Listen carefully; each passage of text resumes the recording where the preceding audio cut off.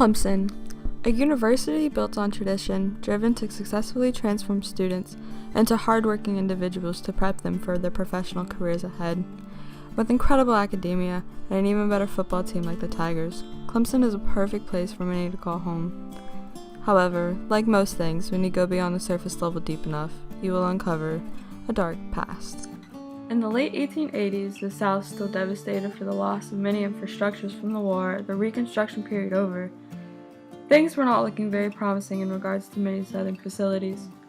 With many slaves emancipated, Southern leaders turned to other means to help rebuild, including convict labor. Since slavery was recently outlawed in 1865, many former slaves were arrested and sent to prison in order to use them for their manual labor. This was done in an illegal manner known as black codes, which were passed by Southern state legislatures under the power of President Andrew Johnson. In 1875, Thomas Green Clemson, our founder, inherited property from his father-in-law, John C. Calhoun, who resided at Fort Hill. After his inheritance, Clemson had hopes of turning the plantation into an educational institution. However, with low funds, he had to turn to convict labor to construct the buildings he wanted. Most of the men sentenced by Clemson were directed to build campus facilities. As time went on, many of these buildings were torn down for reconstruction, but some of the remnants were used to build some buildings that remain on campus today, such as the infamous Tillman Hall and Hardin Hall. These buildings were built brick by brick that were all handmade from other slaves. When incarcerated slaves grew ill and weak and later passed away, they were buried adjacent to the Woodland cemetery where many well-known Clemson leaders lay to rest. Positioned outside the cemetery stands one of the historical markers that Clemson University began posting around different parts of campus in 2015.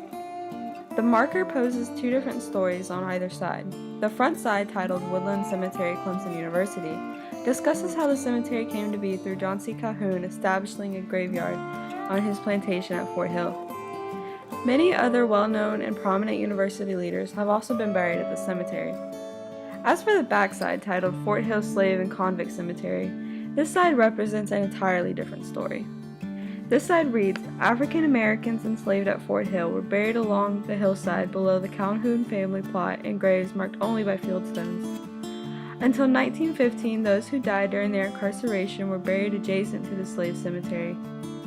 Now, let me explain the layout of the cemetery to help you understand why something is off by this. When you first enter the cemetery, the road is similar to that of a roundabout, with the sign being on your right side.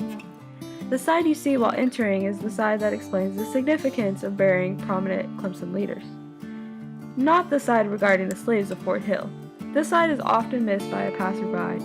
It is also hard to even see as you leave the cemetery, as the road tends to stray away from it whilst exiting. The sole purpose of posting signs all over campus was to uncover the true history behind Clemson. Yet, with this sign in particular, the dark past of history involving slaves at Clemson is easily covered and hidden in plain sight. How do we continue to try and share a message if we waste so much time covering it up?